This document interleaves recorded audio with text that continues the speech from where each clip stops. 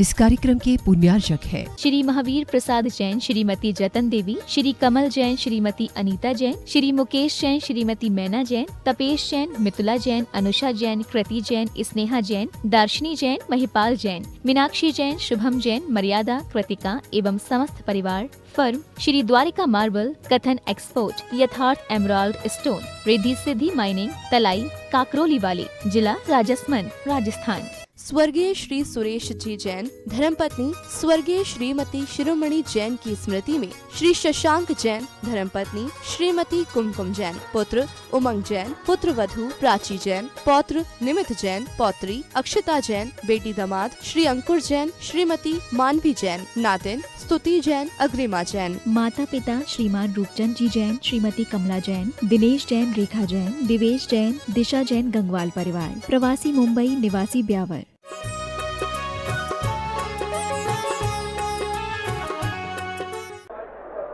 जय श्री ओम नमः सिद्धेभ्यः। सर्वमंगल मांगल्यं सर्वकल्याणकारकं प्रधानं सर्वधर्माणां जैनं जयतु शासनं जैनं जयतु शासनं। पंच परमेष्टि भगवान की आचार्य श्री गुरुवर कुंद महाराज की आचार्य श्री गुरुवर विद्यासागर महाराज की। पल पल स्मरणीय हम सभी के आराध्य जगत पूज निर्यापक सिमरण परम पूज मुनि पुंगव सुधा सागर जी महाराज की जय हो। मुनि संघ की जय हो। वस्तु अकेली कूटस्थ नहीं है, द्रव्य का नाम ही वस्तु नहीं है, गुणों का नाम ही वस्तु नहीं है, पर्याय का नाम ही वस्तु नहीं है। ये तीनों मिलकर के जो चौथी दशा प्रकट होती है वह वस्तु धर्म कहलाता है। तीनों द्रव्य, गुण और पर्याय, ये तीनों मिलकर के वस्तु बनती है और तीनों मिलने के बाद जो उपलब्धि होती है वह वस्तु धर्म कहलाता है। मन वचन काया का नाम ही जीवन नहीं है। मन वचन काया तीनों मिलते हैं तब ये मनुष्य जीवन कहलाता है। लेकिन मन वचन काया तीनों मिलकर के जब कोई कार्य करते हैं वह मनुष्य जीवन की सार्थकता होती है। सब कुछ परिवार में है तुम्हारे, लेकिन सब है ये परिवार है कि लेकिन सबके मिलने पर तुम्हें जो उपलब्धि होती है वह परिवार का आनंद कहलाता है। किसी भी चीज को मिलाया इसलिए जाता है कि मिलाने के बाद एक नई दशा प्रकट होती है, नया स्वरूप प्रकट होता है। हर चीज को अलग अलग ग्रहण करो ना, द्रव्य को, गुण को, पर्याय को नहीं। द्रव्य का स्वरूप अलग है, गुण का स्वरूप अलग है, पर्याय का स्वरूप अलग है और तीनों मिल जाए तो एक नया स्वरूप अलग है, वो एक बिल्कुल भिन्न स्वरूप है। इसलिए सम्यक दर्शन का स्वरूप अलग है, सम्यक ज्ञान का स्वरूप अलग है, सम्यक चारित्र का स्वरूप अलग है। लेकिन जहां ये तीनों एक साथ मिल जाए तो एक परमानंद रूप स्वरूप अलग है। इसलिए हमारे यहाँ एक अभेद रत्नत्रय की चर्चा आती है।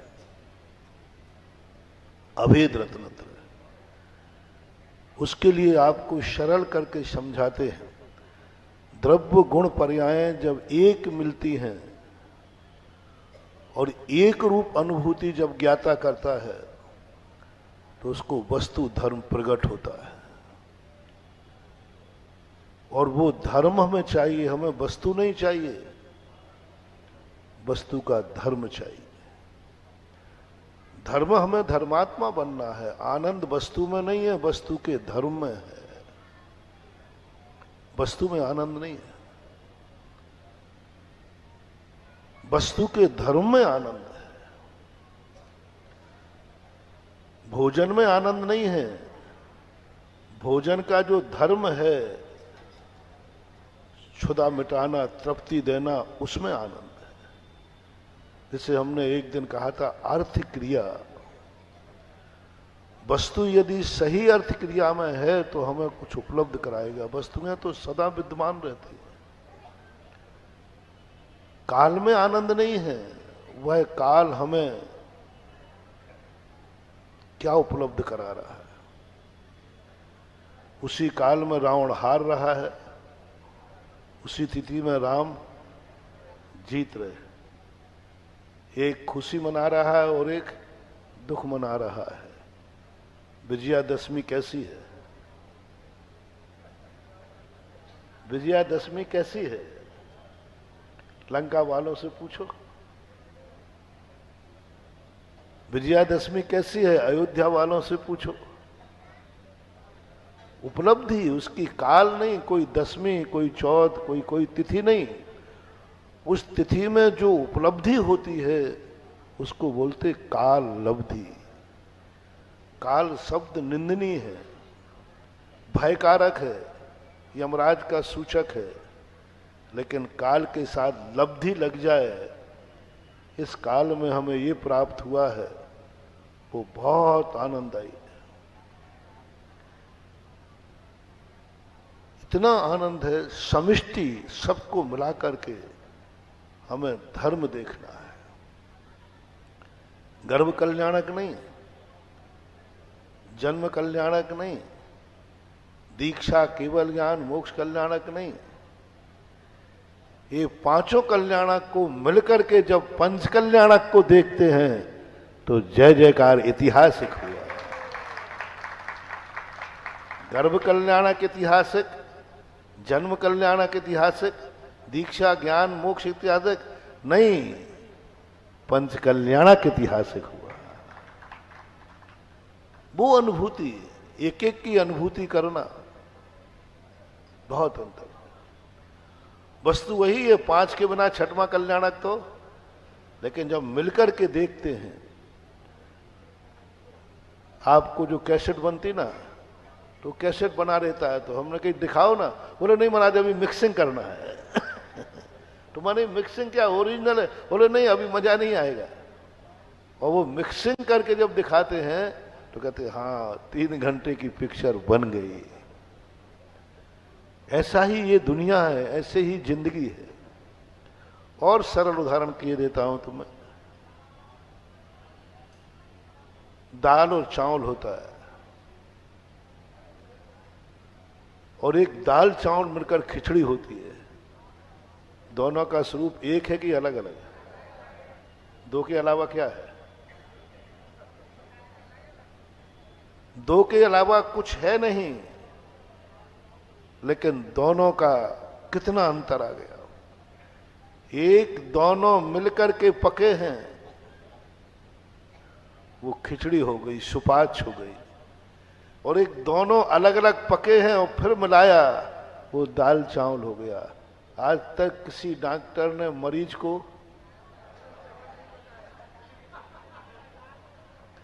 किसी ने नहीं बताएगा कि भाई तुम दाल चावल खाओ, लेकिन डॉक्टर हमेशा खिचड़ी, हाँ खिचड़ी तो खूब खाओ। अरे भाई दाल चावल मत खाना, दाल चावल मत खाना, खिचड़ी जम के खाओ और पता करो कि खिचड़ी में क्या है और दाल चावल में क्या नहीं। बहुत सरल उदाहरण है महानुभाव, बहुत सरल। दाल चावल के अलावा खिचड़ी में कुछ नहीं है, मात्र अलग अलग। दाल अलग और चावल अलग, गरिष्ठ है, हानिकारक है, वो सुपाच्य नहीं है। और वही दोनों यदि एक अभेद रूप हो जाते हैं, एक में एक हो जाते हैं, तो डॉक्टर कहता है सुपाच्य है। बस इसी खिचड़ी का नाम धर्म है, और दाल चावल का नाम जो है वो दाल चावल है। बस सीधी बात, दाल अलग है, चावल अलग है। अब मिला के खाओ तो भी वो आनंद नहीं आएगा। मिल जाए, एक में एक हो जाए, द्रव्य गुण पर्याय जहां एक मिलकर के एक में एक होकर खिचड़ी बन जाते हैं, वहां अभेद दृष्टि बढ़ती है, परमानंद प्रकट होता है। जब तुम्हारा पूरा परिवार एक दृष्टि से देखो, आप पिता को अलग देखो, माँ को अलग देखो, बेटे को अलग देखो, पत्नी को अलग देखो, भाई को अलग देखो, सबको अलग अलग देखो, अलग आनंद आएगा, अलग स्वाद आएगा। और पूरे कुटुंब को एक साथ सोचो, परमानंद आएगा। हमारा इतना बड़ा कुटुंब, पिता को देखोगे तो मेरा एक पिता है, माँ मेरी एक है, पत्नी एक है, बेटा एक है, परिवार एक, सब एक एक नजर आएंगे। और सब मिला के देखो तो हमारा कुटुंब 100 का है। वो 100 का जो आनंद है, उस आनंद को लोग प्राप्त नहीं कर पा रहे। एक समिष्टि का नाम, दाल चावल तो हम अनादिकाल से खाते आए, लेकिन हम खिचड़ी का रूप नहीं धारण कर पाए। हमने समझा है यह लोग परलोक, नरक समझे। नरक को जब समझता हूं बड़ा मन दुखी होता है। स्वर्गों को समझता हूं मन थोड़ा शांत होता है। मनुष्य त्रियंचों को समझता हूं तो मन कभी शांत कभी अशांत होता है। मोक्ष को समझता हूं कभी थोड़ी शांति मिलती है, लेकिन जब मिला के पूरे 3 लोक को समझता हूं तो लोक भावना प्रकट होती है, धर्म प्रकट हो जाता है। नरकों से धर्म नहीं, स्वर्गों से धर्म नहीं, मनुष्य नहीं, 3 लोक को जब लोक भावना में आई, संस्थान विषय धर्म ध्यान की जब बात आई, तो संस्थान विषय धर्म ध्यान में ये नहीं कहा कि नरकों का चिंतन करो, ये कहा 3 लोक को चिंतन करो। 3 लोक में इनके अलावा कुछ है नहीं, लेकिन इन सबको मिलाकर के जब चिंतन करते हैं तो एक नया रस प्रकट होता है, वो धर्म का रूप धारण करता है, धर्म का रूप धारण करता है। जब तुम्हारे सारे कोई भी क्रिया करो, भक्तांबर तुम पढ़ते हो, पहला काव्य, दूसरा काव्य, तीसरा काव्य, एक एक पढ़ते जाते हो, और जब पूरा भक्तांबर अखंड दृष्टि से देखो तो वहां से धर्म की शुरुआत होती है। हर काव्य एक अलग अलग बात कह रहा है, अलग अलग बात कह रहा है, चर्चा कर रहे हैं। इसलिए मानतुंग आचार्य महाराज ने इस आनंद से तुम्हें और हमें वंचित नहीं रहने दिया। उन्होंने कहा ये सारे भक्तांबर पाठ पढ़ेंगे, 48 काव्य पढ़ेंगे, ये दाल चावल खाएंगे, कभी भगवान की स्तुति में लीन हो जाएंगे, कभी अल्पज्ञ बन जाएंगे, कभी अग्नि का भय सताएगा, कभी सांप आ जाएगा, कभी युद्ध आ जाएगा, ये सब पकाते फिरेंगे। एक श्लोक में उन्होंने खिचड़ी बनाई, एक श्लोक में खिचड़ी बनाई। 47वें नंबर का श्लोक, मत तद्दुपेंद्र मगराज दवान लाही संग्राम वारिद महोदर तस्यासु नास मुभयो, ऐसा कुछ आया ना स्थाव। तो इस प्रकार का उन्होंने अंत में मैंने कहा प्रभु ये तो आप सब कह चुके हैं। मैं इस श्लोक पर जब भी चिंतन करता हूं तो मैंने कहा भगवान ये तो पुनरावृत्ति है, आप सब कुछ कह चुके हैं, अग्नि कह चुके हैं, सब विस्तार से कह चुके हैं। अब ये 47वें नंबर 47 है 47वें नंबर का श्लोक की क्या जरूरत थी? लेना एक ना देना तो सब कुछ करा है। अरे अग्नि लगेगी तो पढ़ेंगे कल्पांत काल पवनोद्यत दावानलम, सांप आएगा तो रखते क्षणम पढ़ लेंगे, युद्ध आएगा तो बलगत तुरंग गज गर्जत, कोई सी लड़ाई बड़ाई होगी तो पढ़ लेंगे। ये श्लोक क्यों? बहुत वर्षों के बाद समझ में आया कि सारे श्लोक मिलाओगे तो दाल चावल बनेगा, और 47वां श्लोक हमने खिचड़ी बनाया है, खिचड़ी का रूप दे दिया। उस श्लोक का आनंद ही अलग है। उस श्लोक में ऐसे आनंद झलकता है, सुपात, सब कुछ एकदम शांत हो जाता है। 4 श्लोक पढ़ने का वो जानते हैं कि ये 4 श्लोक पढ़ने का, 5 श्लोक पढ़ने का इसके पास समय नहीं रहा तो, और भूल भाल गया तो, इसलिए कहा एक श्लोक कर ले तो उसी में तेरा सारा काम हो जाएगा। लेकिन मिला के पढ़ना, अलग अलग 5 श्लोक पढ़ोगे दाल चावल बनेगा, और मिला के एक श्लोक पढ़ोगे तो वो खिचड़ी बनेगी, सुपाच्य होगी। उस श्लोक के जो बीजाक्षर ने सेट किए, उस श्लोक की जो मात्राएं सेट की, उस श्लोक की जो एनर्जी है वो गरिष्ठ नहीं है। हर श्लोक की एनर्जी बहुत गरिष्ठ है, बहुत गरिष्ठ। हर एक श्लोक की ताकत अलग है। हर व्यक्ति उसको सिद्ध कर पाएगा कि नहीं कर पाएगा मुझे पता नहीं। हर व्यक्ति उन श्लोकों की शक्ति को संभाल पाएगा मुझे पता नहीं। हर व्यक्ति ऐसा करने वाला व्यक्ति कहीं श्लोक पढ़ने की अपेक्षा ऐसी आग लग जाए कि कल्पांत काल पवनोद नक्क चक्रम दावानलम ज्वलित मुस्सम, और ऐसे के सारे विश्व को लील जाए, तो यहां क्या भक्तांबर पड़ेगा? वो तो आग को देख के बेहोश हो जाएगा, आग को देख के घबरा जाएगा, मैं कहां से बुझाऊं। ऐसा भयंकर सांप को देखकर कौन भक्तांबर याद करेगा? सिट्टी पुट्टी भूल जाते। भयंकर युद्ध आ जाए, हाथी आ जाए, शेर आ जाए, इनके सामने भक्तांबर याद आएगा कि प्राण याद आएंगे? वो एक बार कोई जू में शेर की म्याद में गिर गया था एक व्यक्ति, पेपर में पड़ा था, शेर के उसमें गिर गया। कोई चिड़ियाघर देखने गया वो, तो भगवान भगवान का नाम नहीं ले रहा, वो तो उसको है शेर, उसी के हाथ जोड़ लगा। मरे की भगवान के जोड़ भाई, पर उसको कुछ नहीं, वहां मौत दिख रही थी, उसका जो कुछ भगवान था उसने तो ये कह दिया भाई शेर के सामने यदि तुम पहुंच जाओ तो क्या करोगे?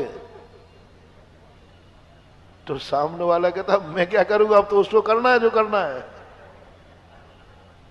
मैं क्या करूंगा, अब तो शेर को करना है जो कुछ करेगा। ना वहां भगवान याद आते हैं ना कुछ आता, यही आता अब जो कुछ करना है इस शेर को करना है। तो उन्होंने कहा एक इनको ऐसा सुपाच्य दो जिसमें ये घबराए नहीं, जिसमें इनको भय उत्पन्न ना हो, जिसके कारण से ये न समझें कि हमारे ऊपर बहुत संकट आया है। तो उन्होंने सबको ऐसी सुपाच्य एनर्जी दी, एक इतना सरल करके एनर्जी दी कि लो मैं उसकी भयानकता का वर्णन नहीं कर रहा हूं। 47वें श्लोक में उपसर्ग की भयानकता का, 47वें श्लोक में हर श्लोक में उपसर्ग की भयानकता बताई पहले। इतनी भयानकता, इतनी भयानकता, कई में तो अतिशयोक्ति है। छठे काल की अंत की हवा चलेगी, उससे जो आगी लगेगी, उस समय भक्तांबर ही नहीं रहेगा, पढ़ने वाला भी नहीं रहेगा। जब वो आग लगेगी तब भक्तांबर नहीं होगा, और जब तक भक्तांबर जिंदा है वो आग लगने वाली नहीं है। जब तक भक्तांबर जिंदा है वो आग लगेगी ही नहीं, और जिस दिन भक्तांबर खत्म हो जाएगा, आग लगेगी तो बुझाने वाला कौन होगा? अतिशयोक्ति भी किया गया, उपमा अलंकार। लेकिन इस श्लोक के अंदर कहीं भी उपसर्ग की भयानकता नहीं दिखाई है, कहीं भी नहीं दिखाई, भयानकता दिखाई नहीं, तुम्हें डराया ही नहीं।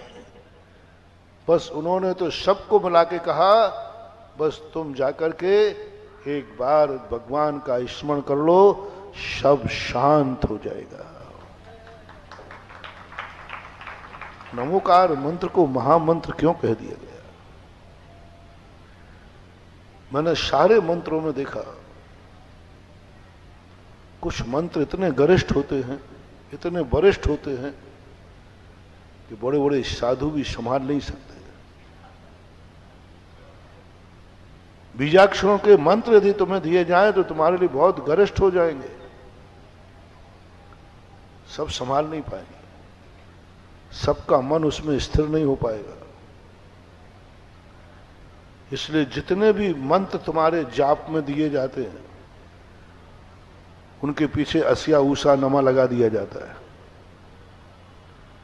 मंत्र भी, मैंने सोचा कि जब मंत्र स्वयं है, सारे मंत्र स्वयं है, अपने आप में मंत्र है, फिर ये अस्या ऊषा नमा क्यों लगाते हैं? ये पावर को कम करने के लिए लगाए जाते हैं। पहले एक 0 पावर का बल्ब चलता था, इतना सा रहता था, वो सीधा नहीं लगा सकते आप डिब्बी में, और डिब्बी खोल के देखो तो उसमें तार लपटा रहता था, इतना सारा तार लपटा रहता था। तब मैंने इतना तार क्यों? बोले पावर को कम करने के लिए तार लगाया गया, नहीं तो वो फ्यूज हो जाएगा। ऐसा ही इतने पावरफुल बीजाक्षर हैं। आपके अभिषेक पाठ में भी आप एक पढ़ते हो, ओम ह्राम ह्रीम आदि पढ़ते ना, उसके अंत में उन्होंने अस्या ऊषा लगा दिया। प्राय सब मंत्रों में देखा अस्या ऊषा नमा अंत में क्यों लगाया गया? क्योंकि इसको जपने वाला यदि कहीं चूक कर रहा हो, क्योंकि इनका इतना पावर नहीं है जितनी उन मंत्रों में शक्ति है। उन मंत्रों की शक्ति जितनी है उतना ये पावर नहीं है इनके पास संभालने का। इसलिए अस्या ऊषा नमा लगा दो तो ये पावर कम हो जाएगा और इनका काम हो जाएगा। क्योंकि नमोकार मंत्र उपासना मंत्र है। नमः शब्द लगाया जाता है। वास्तविक जो मंत्र होते हैं वे नमः शब्द से परे होते हैं। वास्तविक जो पावरफुल मंत्र होते हैं उनमें आराधना नहीं होती, साधना होती है, आराधना नहीं। आराधना से दुनिया की शक्तियां जरूर प्राप्त हो जाएं, देवता भली बस में हो जाएं, लेकिन आत्मा की शक्ति प्रकट नहीं होती। दुनिया से तुम्हें सहयोग मिल जाएगा आराधना मंत्रों से, लेकिन तुम स्वयं समर्थ नहीं हो पाओगे। तुम गिर गए हो तो कोई तुम्हें उठाने वाला मिल जाएगा उपासना मंत्रों से, लेकिन तुम स्वयं पैर पे खड़े नहीं हो पाओगे। तुम अंधे हो तो उपासना मंत्रों से कोई तुम्हें घर पहुंचा देगा, लेकिन तुम नेत्र ज्योति नहीं पा पाओगे, कानों में नहीं आवाज पा पाओगे। तुम्हें कोई रोटी दे देगा भूखे हो तो, लेकिन स्वयं की रोटी नहीं बना पाओगे। उपासना मंत्रों से तुम्हें शक्तियां, बहुत सारी शक्तियां सहयोग देने के लिए खड़ी हो जाएंगे। आप कहीं जा रहे हो, नमोकार मंत्र पढ़ना, थोड़ी देर बाद कोई ना कोई आपको गाड़ी लेके आ जाएगा, सहयोग दे देगा। नमोकार मंत्र पर समर्पण दिखाना, देवता सिद्ध हो जाएंगे।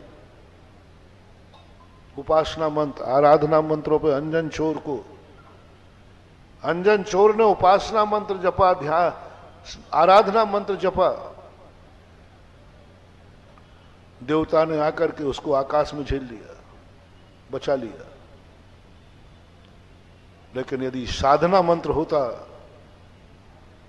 तो देवता नहीं आता, उन्हीं को स्वयं को सिद्धि वृद्धि प्राप्त हो जाती है, स्वयं की रिद्धि प्राप्त हो जाती है, स्वयं आकाश में चले जाते। हमारे चारों रिद्धिधारी मंत्र कोई उपासना मंत्र नहीं जपते। तीर्थंकर आकाश में रहते, कोई देवताओं के बल पे नहीं रहते, देवताओं के बल पे नहीं रहते, स्वयं उनकी शक्ति होती है, स्वयं उनकी शक्ति प्रकट होती है। ये उपासना मंत्रों का कार्य है। उपासना मंत्र हमें सहयोग दिलाते हैं, हमारे लिए कहीं ना कहीं से कोई ना कोई सहयोग दिलाएंगे। एक्सीडेंट हुआ, नमोकार मंत्र पढ़ोगे, 108 नंबर की गाड़ी आ जाएगी। और इन उपासना मंत्रों में सुपाच्यता है, ये मिला हुआ मंत्र है, ये खिचड़ी है, ये ऐसी खिचड़ी है जिसमें पांचों परमेष्टि मिल चुके एक में एक। नमो अरिहंताणम अलग है, नमो सिद्धाणम अलग है, ये सब दाल चावल हैं, और पांचों को मिला दो तो खिचड़ी हो गया। अब पांचों को मिला दोगे तो बहुत सुपाच्य, इतना सुपाच्य है ये कि यदि तुम्हें बीच में नींद आ जाए ना नमो अरिहंताणम पढ़ते ही, जबकि कारण नमो सिद्धाणम नमो अरिहंताणम चलेगा। उपासना मंत्र माँ की लोरी के समान होते हैं, जो जगाते भी हैं, और इनमें कहीं चूक हो जाती है तो साइड इफेक्ट नहीं है। इसलिए हर मंत्र के पीछे असिया उषा लगाकर नमा लगा दिया जाता है। जहां नमा है वहां हमें सहयोग की जरूरत है, जहां नमा है हम कुछ नहीं है तू सब कुछ है, जहां नमा है मैं तेरे चरणों की धूल हूं, तेरे चरण मेरी चूल है, नमा आ गया। जिन मंत्रों के साथ नमा लगा रहता है वे मंत्र सुपयोग लाते हैं, वे सुपयोगी होते हैं, वे हमें पुण्य का बंध कराते हैं, वे हमें चारों तरफ की सामग्री जुटाते हैं। लेकिन जो नमा से रहित मंत्र होते हैं वो आत्मा की शक्ति जगाते हैं। गिरने पर उठाने के लिए कोई नहीं आएगा, मंत्र जपने वाले को स्वयं में ऐसी शक्ति आ जाएगी, वो स्वयं खड़ा हो जाएगा। आत्मा की मंत्र की साधना करने वाले को 108 नंबर की गाड़ी नहीं आएगी। ऐसा चमत्कार होगा कि वही गड्ढे से उठ करके बाहर आ जाएगा। स्वयं शक्तियां जागती हैं। इसलिए साधु ज्यादातर मंत्र साधना करते हैं जिनमें नमा नहीं होता। ह्रीम की साधना करेंगे, ओम नमा नहीं बोलेंगे। ओम प्रणव बीजाक्षर है जो खैर स्थान को खाली देता है। कोई भी अस्थि टकराएगी तुम्हारे मंत्र को बचा लेगी, ओम ने बचा लिया, बीच में खाली स्थान कर दिया, डायरेक्ट इफेक्ट नहीं पड़ेगा। इसलिए हर मंत्र के साथ ओम लगाते हैं। ओम का अर्थ होता है शून्य, खाली बीजाक्षर। जो कोई भी शक्ति टकराएगी वो सीधी तुम्हारी छाती पे नहीं आएगी। ओम कवच है, ओम कवच है। ओम वह शक्ति है जो तुम्हारे लिए सीधा अटैक नहीं करने देती, क्योंकि तुम लोग, अपन सब लोग संसार में पंचम काल में जितने जीव हैं, इस सबकी छाती मजबूत नहीं है। थोड़ी सी टक्कर लगती फ्रैक्चर हो जाएगा। हड्डियां टूट जाती, पसली टूट जाती, थोड़ी सी टक्कर लग के छूट जाएगी, इतनी मजबूत नहीं है। थोड़े से बीजाक्षरों का यदि पावर बढ़ा दिया जाए, तुम फ्यूज हो जाओगे, मन विक्षिप्त हो जाएगा, पागल हो जाओगे, कुछ भी नहीं बचेगा। इतनी शक्ति, यदि तेजो शक्ति आ गई, इनका तेज इतना तेज होता है, नहीं संभाल पाओगे। तो सभी मंत्र शास्त्रियों ने, ऐसे में तो कोई मंत्र जप ही नहीं पाएगा, ऐसे में तो मंत्र जपने वाला सबका नाश हो जाएगा। तो न कहा नहीं, इसके लिए एक कारण है, इस बीजाक्षर के पहले ओम लगा दो। जैसे ओम लगाएंगे, जैसे कवच है, ब्लू जैकेट है, अब गोली आएगी तो कहां लगेगी? सीधी नहीं लगी। ब्लू जैकेट है ओम, कवच है ओम। ओम अपने आप को सबको समाहित कर लेता है। कितनी भी तेजो शक्ति आए, कितना भी पावरफुल आए, जिस मंत्र के साथ ओम लगा है, समझ लेना वो मंत्र तुम्हारे लिए कुछ नहीं कर पाएगा, कोई बिगाड़ नहीं कर पाएगा। उसने ओम, उसकी शक्ति को सब खींच लेगा, आपको बचा देगा। और अंत में ओम ह्रीम शब्द का जाप करना है। आप लोगों को ध्यान नहीं बताया, जाप। हम लोग ध्यान करते हैं, तुम लोग जाप करते हो। और जाप में उन्होंने कहा कि इनको ह्रीम बीच में रख दो, इधर ओम और अंत में ओम ह्रीम नमः। नमः कहते ही तुमने अपनी सत्ता खो दी। तुमने कहा मैं कुछ नहीं हूं, तू सब कुछ है। कौन है सब कुछ? ह्रीम। मंत्र छोटा सा बता रहा हूं, ओम ह्रीम अरहम नमः। अरहम भी आ गया। तो अब साधक क्या कह रहा है? जिस बीजाक्षर, जिस अरहम को मैं पढ़ रहा हूं, यही सब कुछ है, मैं कुछ नहीं हूं। नमः। नमः का अर्थ क्या? झुक जाओ, मिट जाओ, हम कुछ भी नहीं है, अकिंचित कर बन जाओ। नमः का अर्थ मिट जाना, अपने आप को अस्तित्वहीन कर देना, मैं कुछ भी नहीं हूं। झुकने के अर्थ में आता है नमन। हे ह्रीम, हे ह्रम, हे अरहंत परमेष्ठी, ये सिद्ध परमेष्ठी, मैं कुछ भी नहीं हूं, तू सब कुछ है। मैं कुछ भी नहीं हूं, तू सब कुछ है। मेरे पास ना तो करंट है, ना तार है, ना मीटर है, ना बल्ब है, ना स्विच है। मैं तो अंधेरे में हूं। बस मेरा जो कुछ भी प्रकाश है, तब तू है, मैं तेरे प्रकाश में जी रहा हूं। मेरे पास कुछ, अपनी आंखों को देखने की ताकत नहीं है। अपनी आंखें कब देख पाएंगे? किसके अधीन है? लाइट के, सूर्य के प्रकाश के। आंखें कहती मैं कुछ नहीं हूं, लाइट गई अंधेरा है, सूर्य गया अंधेरा है। हम पराधीन हैं, हमारी आंख पराधीन है। देखने के लिए हमारी आंखें समर्पित है प्रकाश के लिए। प्रकाश सब कुछ है देखने के लिए। लेकिन एक ज्ञान वो होता है जो अंधेरा है, आंख बंद है, फिर भी आंखों से अच्छा देख रहा है, जिसे मानस चक्षु कहते हैं। मानस चक्षु कहते हैं। महाभारत में एक घटना आती है वैष्णव दर्शन में। धृतराष्ट्र अंधे थे, उनका एक आमत्त थे महामंत्री संजय। नाम में अंतर हो सकता है? संजय था और धृतराष्ट्र अंधे थे। वो भी जब देखता था तो आंख बंद कर लेता था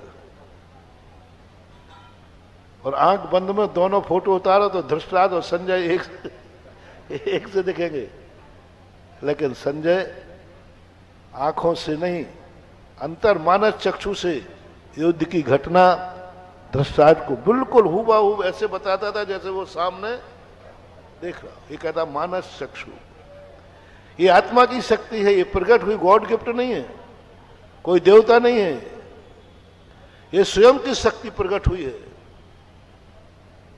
और स्वयं वो देख रहा है, पराधीन नहीं है। ऐसा ज्ञान जो बिना पढ़े लिखे होता है, अपने आप प्रकट होता है। केवल ज्ञान अपने आप प्रकट होता है। कई लोगों को शुद्ध ज्ञान भी अपने आप प्रकट होता है, पढ़ते लिखते नहीं है। देवताओं को अपने आप क्षय उपशम हो जाता है। वो आत्मा की शक्ति नहीं जागेगी क्योंकि तुमने नमः शब्द लगा दिया, और उसके बिना भक्ति होगी नहीं। भगवान से संबंध बनाओगे, कहीं नमः कहना ही पड़ेगा। भगवान से कुछ कार्य कराने की बात आए कि भगवान मेरा सहयोग हो, तो नमः कहना पड़ेगा। बिना नमः किए बिना कोई भी शक्ति तुम्हारा साथ नहीं दे सकती। ये नमः शब्द इतना कृपालु है, दयालु है कि इस नमः शब्द के सामने यदि अंतर से तुम नमस्कार करो तो सिद्धालय में बैठे भगवान भी पसीज जाएंगे, उनकी शक्ति हमें प्राप्त हो जाएगी। नमः में, नमः का साधारण नहीं है।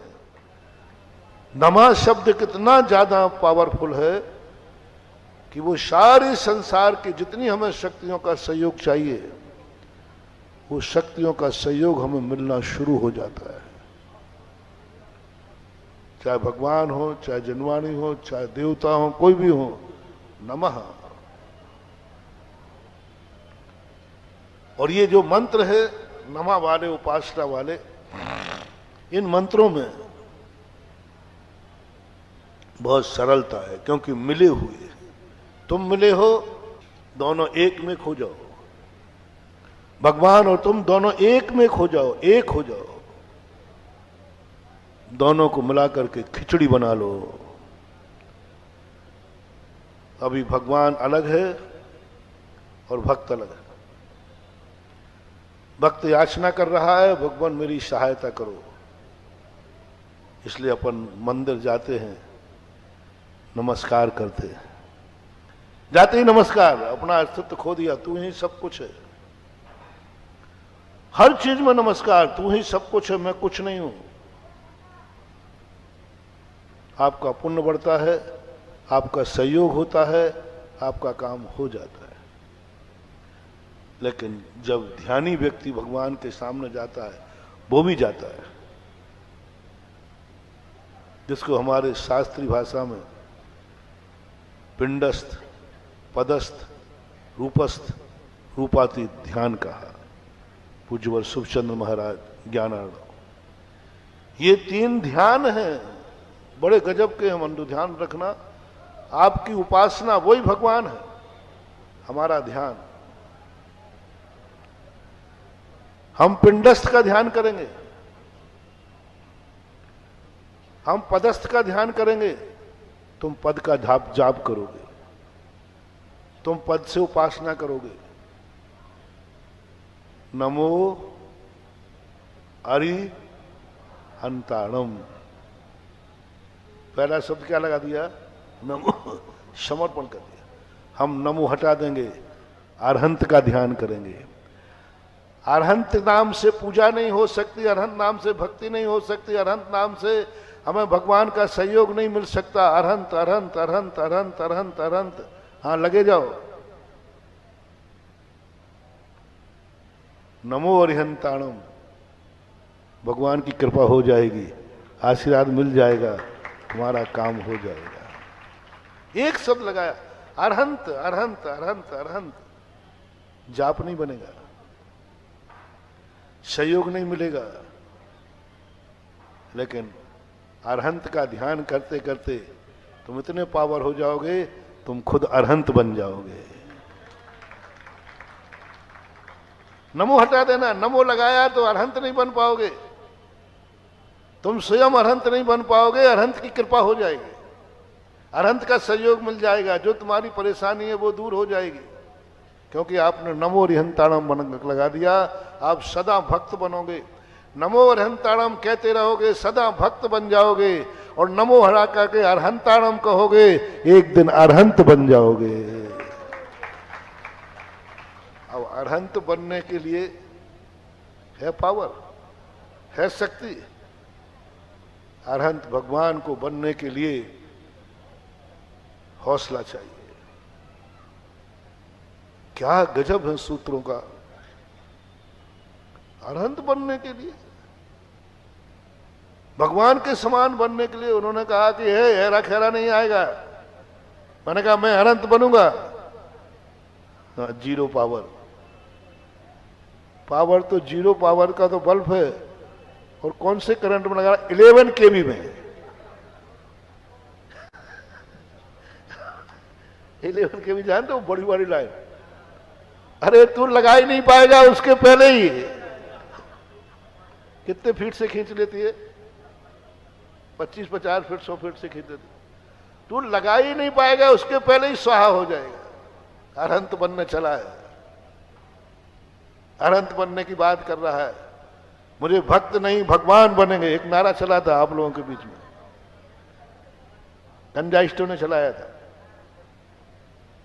भक्त नहीं भगवान बनेंगे। वाह रे वाह, हुमा स्वामी हंसते हैं, ये मरेगा। ये 11 केवी में बल्ब लगा रहा है, जीरो पावर का, लगाने के पहले ही निपट जाएगा। और निपट गए। ना वे भगवान बन पाए, ना भक्त बन पाए। और जो ग्रस्त होकर के भक्त नहीं भगवान बनने का नारा लगाएगा महानुभाव, भक्त और भगवान तो नहीं बन पाओगे। मुझे तो संदेह है कि वो मंदिर का बागवान भी नहीं बन पाएगा। बागवान भी नहीं बन पाएगा मंदिर का। भक्त नहीं भगवान बनेंगे, अरे ऐसा नारा लगाने वाले मंदिर के बागवान बन जाए तो बहुत भाग्यवान है। मंदिर का बागवान बनना भी कम सौभाग्य नहीं है। मजदूरी तो उसे करना ही है, झाड़ू तो उसे लगाना ही है। तो भाग्य देखो कहाँ झाड़ू लगा रहा है, मंदिर में। झाड़ू तो लगाना ही है। एक सड़क पे झाड़ू लगा रहा है और एक मंदिर में झाड़ू लगा रहा है। बोलो दोनों में है ना, दोनों में थोड़ी शान कितनी है। एक किसी होटल का पानी भर रहा है और एक अभिषेक का पानी भर रहा है, दोनों में शान कितनी है, कितना अंतर है। इसलिए मेरी दृष्टि से तो बागवान बनना भी उनको नसीब नहीं हो सकता जो भक्त नहीं। फ्यूज हो गए, खत्म हो गए। ऐसे फ्यूज हुए कि आज तक जिन जिन लोगों ने ये नारा लगाया है, आज तक उनकी मौत अच्छी नहीं हुई। आज तक एक व्यक्ति ने सल्लेखना धारण नहीं की, एक व्यक्ति कभी संयम के साथ नहीं मरे, सब असंयम के साथ मरे। वृत्ति तक नहीं हो पाए, 12 व्रत तक नहीं ले पाए। जिन लोगों ने ये नारे लगाए थे भक्त नहीं भगवान बनेंगे, वे 12 व्रत भी नहीं ले पाए, संयम भी नहीं ले पाए, समाधि मरण भी नहीं हो पाया। फ्यूज हो गए। 11 केवी में शून्य का बल्ब लगाने चले थे, फ्यूज हो गए। उमा स्वामी महाराज कहते हैं, भगवान ये क्या हो गया, मैं तो उजेला करने गया था, मैं ही ठंडा पड़ गया। बोले तेरी औकात कितनी है। गजब की बात महानुभाव। जैन दर्शन के सूत्र इतने गजब के हैं, जब चिंतन की कसौटी पे जाते हैं आनंद ही आनंद है। ऐसा उछल पहली शर्त लगा दी, केवल ज्ञान अरहंत वही बन सकेगा जिसको पहले छाती मजबूत हो, वज्र की हो, वज्र वृषभ नाराज संगनन हो। वज्र वृषभ नाराज संगनन के बिना अरहंत नहीं बन सकता, निषेध है। आज तक कोई व्यक्ति 5वें नंबर का भी नहीं, प्रथम नंबर का जो संगनन है वज्र वृषभ नाराज संगनन, वही वस्तु वही व्यक्ति जाकर के अरहंत बन सकता है। इसलिए अरहंत अरहंत अरहंत अरहंत अरहंत ध्यान करना भी तुम्हारे बस की बात नहीं है। पदस्थ ध्यान उन्होंने मुनि को कहा। तुम नमो मत लगाओ, अरहंत तो नहीं बन पाओगे, लेकिन तुम ध्यान कर सकते हो। अरहंत का ध्यान करो, अरहंत का ध्यान करो। अरहंत नहीं बन पाओगे, तुम्हारी शक्ति नहीं है, पंचम काल के मुनि हो। पदस्थ ध्यान करो, पदस्थ ध्यान करो। अरहंताणु, अरहंत, सिद्ध, साहू, आचार्य, उपाध्याय करो। बीजाक्षरों का ध्यान करो, हिराम का, हिरीम का, ह्रूम का, ह्रोम का, हिरा का, सबका ध्यान करो। तो कर सकते हो। लेकिन जब ग्रस्त की बारी आई, बोले मैं भी ध्यान करूं, कर मत लेना। ग्रस्त का नाम उपासक कहा है, साधु का नाम साधक कहा है। साधु जितनी साधना करेगा उसका साधु जीवन ऊंचा उठेगा, और ग्रस्त जितनी उपासना करेगा उतना जीवन ग्रस्त का ऊंचा उठेगा। तुम्हारा नाम ही रख दिया उपासक। हमारे शास्त्रों में आपका एक शास्त्रीय नाम है, श्रावक नहीं, उपासक। उपासक नहीं, साधु का नाम है दूसरा साधक। साधु ध्यान करे, साधना करे, साधक बने। हमारा काम भक्ति मुख नहीं है, हमारा भक्ति करना मुख नहीं है, हमारी साधना करना मुख्य है। हमें शांति धारा जरूरी नहीं है, वो तो तुम्हारे वकील बन के कर लेता हूं तुम्हारे लिए। वकील अपना केस लड़ता है कि तुम्हारा दूसरों का? अपना केस नहीं लड़ता, वो तो दूसरों का लड़ता है। क्यों लड़ते हो? कुछ लोग ऐसे होते हैं कि वकील को लगाते नहीं, स्वयं वकील बन के खड़े हो जाते हैं। हाँ, हो जाते हैं, उनकी है। तुम वकील को क्यों लगा लेते हो? अरे साहब, मजिस्ट्रेट सामने कौन बोले, बोलना ही नहीं आता मुझे, और वहां पर धाराएं पता नहीं है, इसलिए तुम वकील कर लेते हो। बस बस ऐसा ही शांति धारा तुम करो। और महाराज भगवान के सामने डर लगे, शांति धारा पढ़ूं, गलती हो जाए तो आफत और हो जाए, तो मैं तुम्हारे लिए शांति धारा वकील बन के जाता हूं कि चलो मैं पढ़ देता हूं। 5 मिनट मेरी शांति धारा पढ़ने से इनकी बिगड़ी संभलती है, तो हमारा क्या बिगड़ता है? 5 मिनट यदि हमारे वहां बैठ के पढ़ने पर तुम्हारी बिगड़ी संभलती है, तो हमारा क्या बिगड़ता है? क्या बिगड़ता है? इसलिए मैं चला जाता हूं, मुझे शांति धारा नहीं। हमने कभी अपने लिए शांति धारा की ही नहीं। हमारे लिए शांति भक्ति आती है। पिछीधारी लोग शांति भक्ति का ध्यान करते हैं। वो धारा नहीं चाहिए, जल नहीं चाहिए, शांति भक्तियां हैं हमारे यहाँ। हमारे यहाँ पूजा नहीं है, हमारे यहाँ 10 भक्तियां हैं। हम लोग पूजा नहीं करते, 10 भक्तियां पढ़ते हैं। अरहंतों की, सिद्धों की, आचार्यों की, उपाध्याय की पूजा नहीं करते हम लोग, 10 भक्तियां करते हैं। हम भक्त पूजा नहीं करते, स्तवन करते हैं, स्तुति गाते हैं भगवान की, पूजा नहीं करते, कुछ चढ़ाते नहीं है, बस भगवान का गुणानुवाद करेंगे। तो हम लोग ध्यान करते हैं, बहुतायत 5 परमेष्टि का ध्यान करते हैं, जाप बहुत कम करते हैं, अरहंत का ध्यान करते हैं, पदस्थ ध्यान कहलाता है। भगवान की मूर्ति के सामने जाएंगे, रूपस्थ ध्यान कहलाएगा। जब हम रूपस्थ ध्यान करेंगे, नमस्कार नहीं करेंगे। पदस्थ ध्यान करेंगे, नमो नहीं लगाएंगे। पदस्थ ध्यान करेंगे। अरहंताणम, अरहंत शब्द पदस्थ है। अरहंत किसी का नाम है, अरहंत किसी का टाइटल है। अरहंत से कोई पहचाना जाता है, नमो से। बोलो, अरहंत भगवान का नाम अरहंत है कि नमो अरहंत है?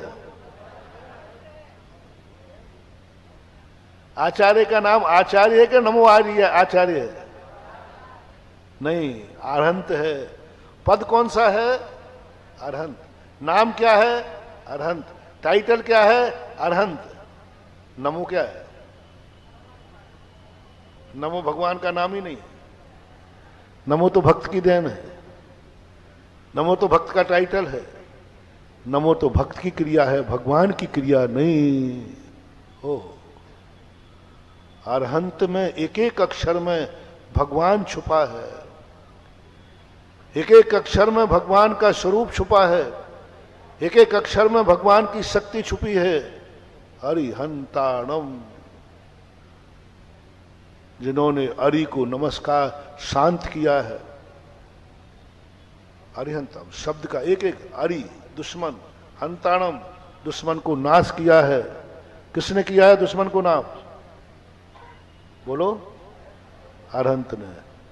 और नमो ने क्या किया है भगवान ने? नमो बताओ, नमो शब्द भगवान को कहां लगाऊं? है ही नहीं। भगवान है तो नमस्कार नहीं करता, नमस्कार करता है तो भगवान नहीं होता। नमो उनका नाम ही नहीं, नमो उनका टाइटल नहीं, नमो उनका पद नहीं, नमो से वो जाने नहीं जाते, वे अरहंत से जाने जाते हैं। और शुभ चंद आचार्य कहते हैं किसका ध्यान करना? अरिहंत का। पदस्थ ध्यान, रूपस्थ ध्यान। भगवान की मूर्ति है सामने, नमस्कार नहीं करना, ओम नहीं लगाना, अरहंत का मूर्ति का ध्यान करो, तद्रूप हो जाओ। ओम नहीं लगाना, ओम भगवान का नाम नहीं है, ओम भगवान की मूर्ति नहीं है, नमा भगवान का नाम नहीं है, भगवान से कोई मतलब नहीं है। तुम डायरेक्ट संबंध बनाओ, मूर्ति का ध्यान करो, सीधा मूर्ति का ध्यान करो, उनके गुणों का ध्यान करो, उसकी पर्याय का ध्यान करो। मूर्ति की पर्याय क्या है? सब करा दी। ये मध्यम मार्ग है, तृतीय नंबर का मार्ग आपका है। आप अरहंताणम नहीं कह सकते, पचा नहीं पाओगे इसकी ताकत, विचलित हो जाओगे।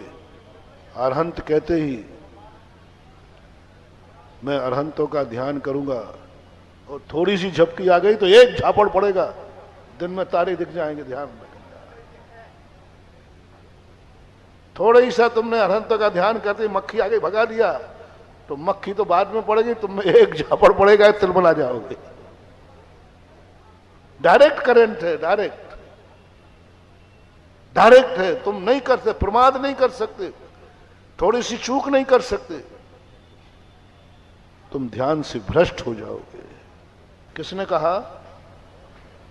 प्रकाश ने कहा कि हे ओम, मुझे अंदर जाने दे, तेरा मालिक के पास जा रहा हूं। अंधेरा नहीं, अंधेरा का तो वो रोकता ही है। प्रकाश, ओम कहेगा नहीं साहब तुम नहीं जाते, मैं प्रकाश हूं, मैं प्रकाश हूं, मुझे तो जाने में क्या बाधा है? बोले नहीं जा सकते, हमारा मालिक इस प्रकाश को सहन नहीं कर पाएगा, ये प्रकाश अंधा कर देगा।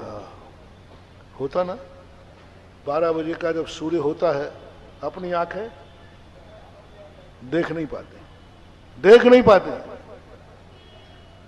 और मोतियाबिंद का ऑपरेशन और हुआ हो,